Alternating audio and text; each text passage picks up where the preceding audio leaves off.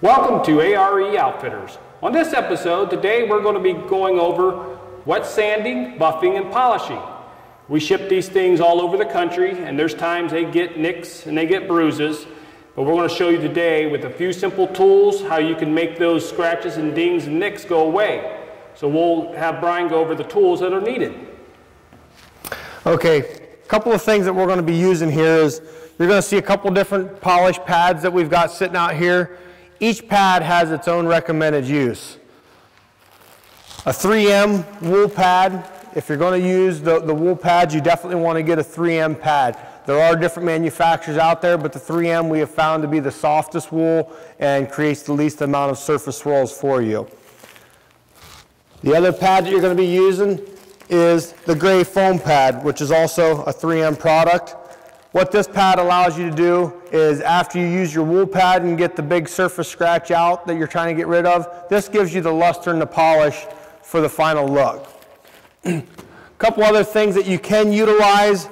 This is a white foam pad. There are different applications out there that you can use. You always need to have a backing pad. What the backing pad will use is allow you to Velcro your other pads on. That way it attaches to the buffer. Another couple little products that you're going to want is some rags. We use a Centauri made by DuPont. And then of course you've got your compounds, your buffing compound and your polishing compound. But one of the most important products that you're going to need is to get rid of the scratches is your sanding block and your sandpaper. Now I utilize 3 different styles. I utilize an 800, a 1200, and a 1500. The finer the grit, the less work you'll have to do with it.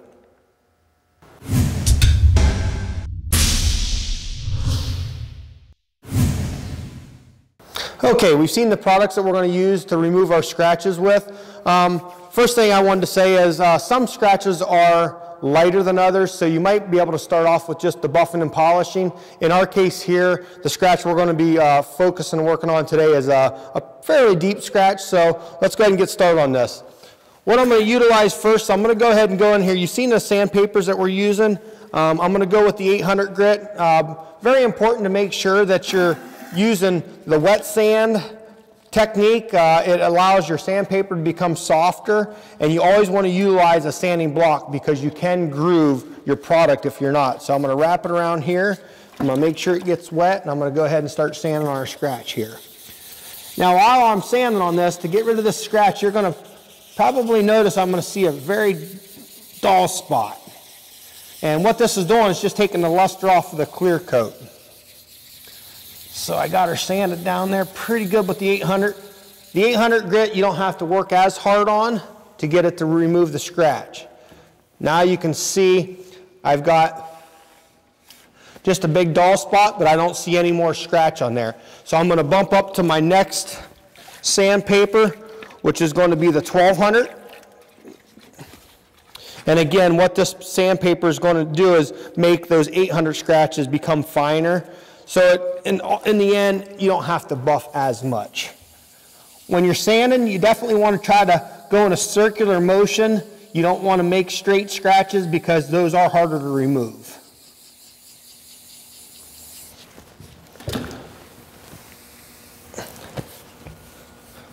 Dry it off. Now I'm going to go ahead and bump up to our 1500. And then this step will be finished up.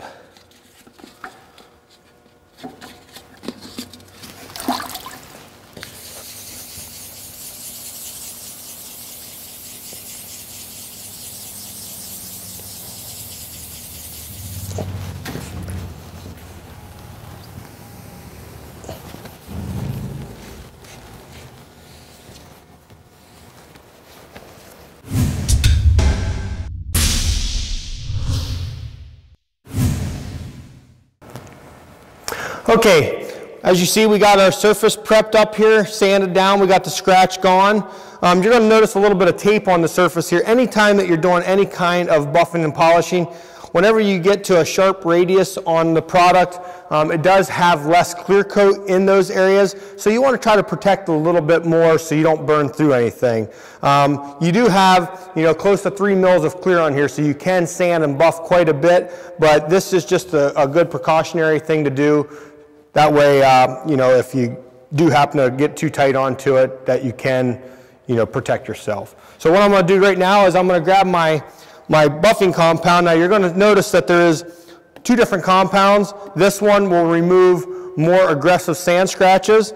This one you're going to use more of when you're trying to remove this, because you're going to let the product do the work. So I'm going to put a little bit on here. Another thing you always want to do is have your safety glasses on in this product. You don't want any of the product to fly up and hit you, or any of the fuzzies off of this wool pad to go. So once you get the product on there, you want to go ahead and set your pad down into it. You want to start off with slow RPMs on your buffer and just get the product to start working. You just need to keep moving the buffer back and forth. You don't want to stop in just one location, and just keep working over just your area that you sanded on.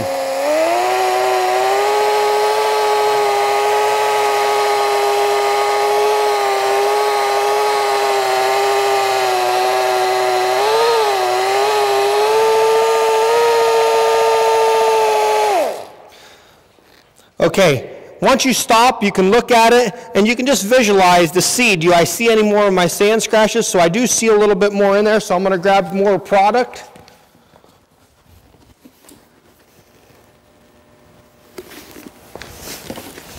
And we're just going to repeat our steps again.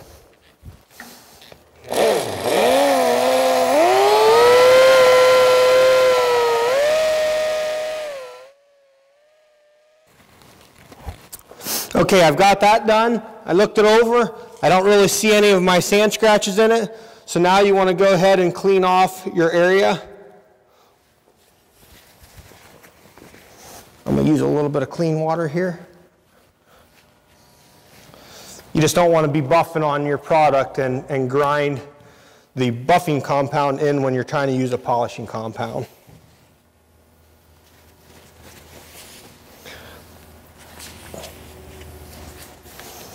And you can see it's still a little bit dull, but you're not seeing the sand scratches that we saw at the beginning.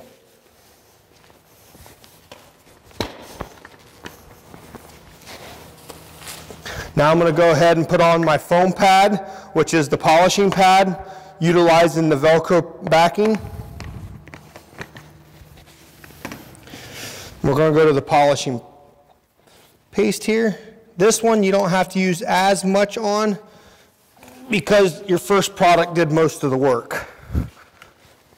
Again, same process, sit it down in the middle, get it started up.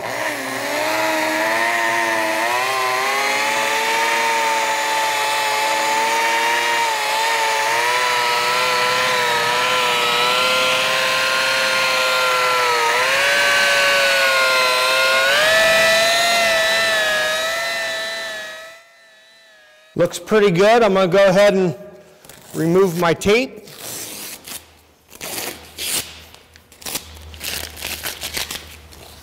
Grab another clean cloth.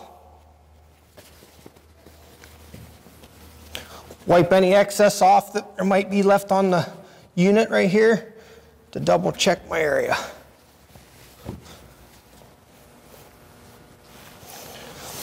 Our scratch is gone. All the sand scratches are gone, and we got a nice looking finish here that we can go ahead and deliver to our customer.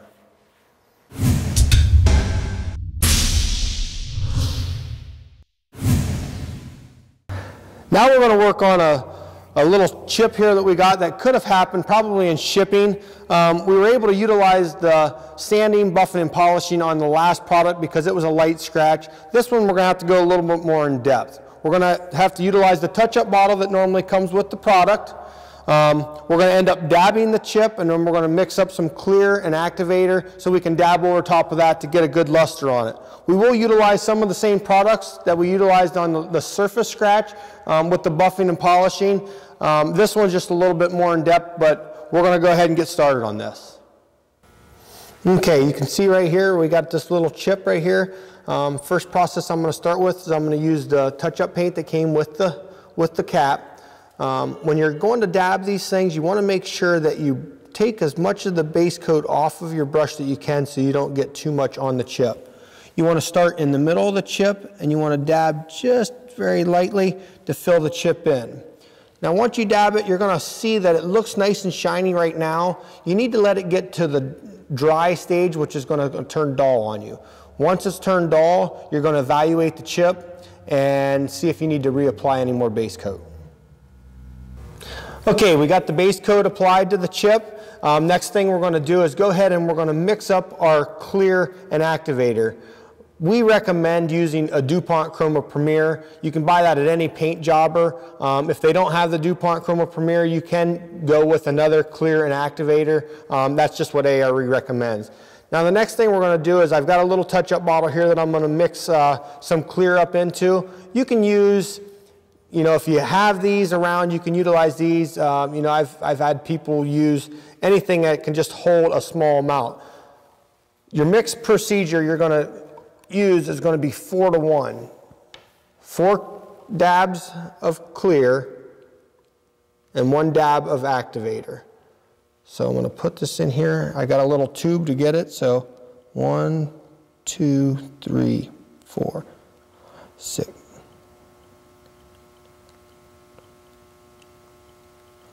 Okay, what I did is I went ahead and went with 16, so I have a little bit of extra clear in there.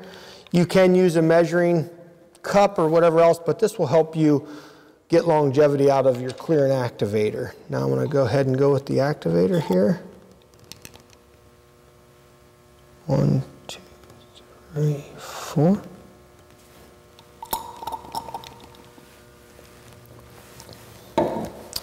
Now what you're going to need to do is just go ahead and put your lid on, shake it up a little bit.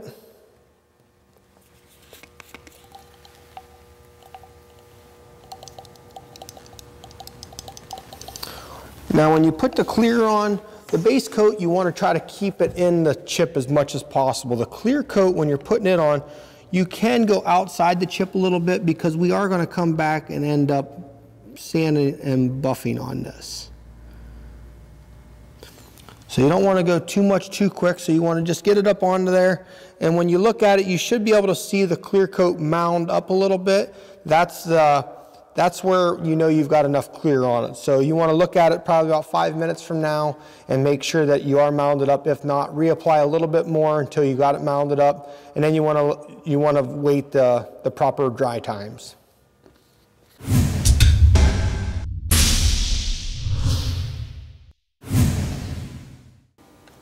Okay, we've allowed our brush touch to dry. If you're looking for an accelerated time to, you know, you're in a pinch or something, you can utilize a heat lamp. What that'll do is just reduce the dry time, but we went ahead and just went with the natural dry, so you got to give it about 40 minutes.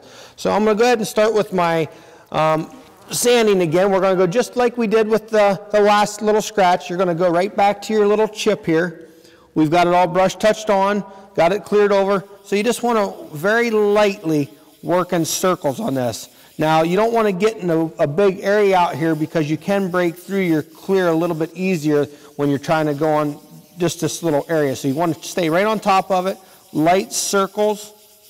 And then what you want to do is go ahead and take a little towel and you want to just dry it off and look at it. Now you will notice, and you might not be able to pick this up on film, but if you look at your dabbed area, you'll see it's dull at the top. Then you'll probably catch a little bit of a luster finish around the edge. That's telling you that you're not down far enough. So I'm going to put a little bit more water on it. And go ahead and keep circling this.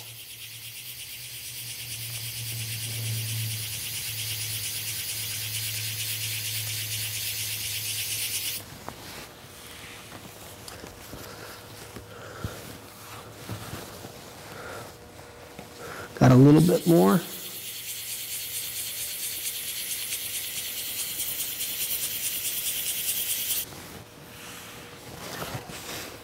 Okay, I've got it all dull now, so I'm going to go ahead and move to the 1200 grit sandpaper here.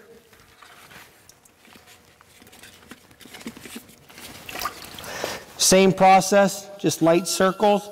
What this is going to do is just reduce those 800 scratches. Now you're up to the 1200, you got it flattened out. You can work a little bit larger circles to flatten everything else into the area here. Okay, I'm going to dry it off. Now I'm going to bump up to my 15.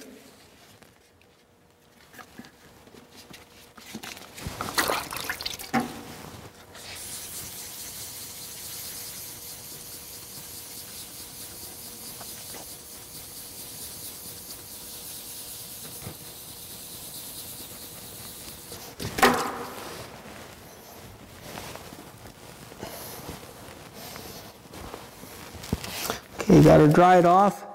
Looks pretty good. Now we're going to go ahead and move into the buff and polish. Okay, we got everything sanded down. Now we're going to go ahead and go through the polishing process. So again, we're going to use our buffing compound here. Put a nice little dab on there to get it started. One little tip that I probably didn't say in the first video there was you always want to keep your cord up over top of your shoulder. So if you're working out in the middle of an area that the cord isn't dragging all over the product. So I've got her up and over there. I've got my dab here. I'm going to sit it down in the middle. Start off with slow rotations. Work the product in. Now we can go ahead and start working the product.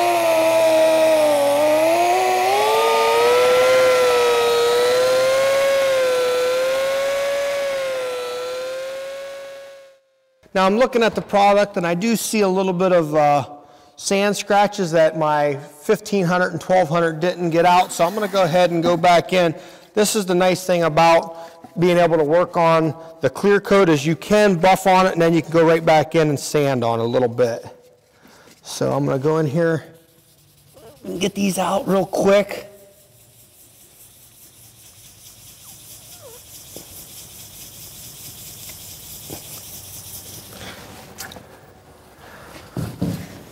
Dry it off.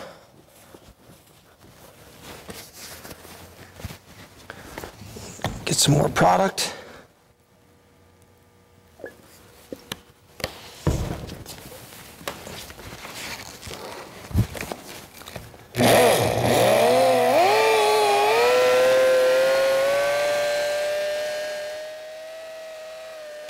All right, that looks pretty good. I'm going to switch my pads here. Don't have a lot of residue left over, but we want to make sure we at least clean that off.